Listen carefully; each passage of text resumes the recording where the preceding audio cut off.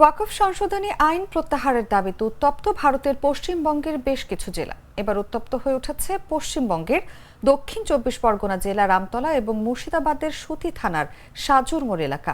এই দুই জেলায় পুলিশকে লক্ষ্য করে বোমা নিক্ষেপ, সরকারি বাসে আগুন ধরিয়ে দেওয়া সহ অবরুদ্ধ করা হয়েছে 12 নম্বর জাতীয় সড়ক।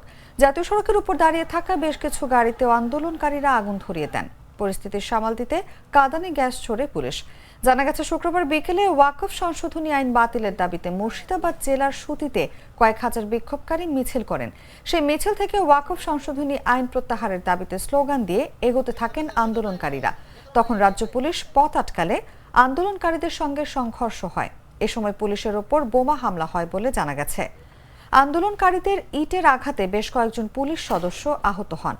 পুলিশের কাঁদানে গ্যাসে বেশ কয়েকজন আন্দোলনকারীও আহত হয়েছে বলে জানা গেছে। সুতি থানা পুলিশ জানিয়েছে, সুতি এলাকায় 163 ধারা জারি করা হয়েছে। একসঙ্গে দুজনের বেশি লোক চলাফেরা করলে তাদের গ্রেফতার করা হবে।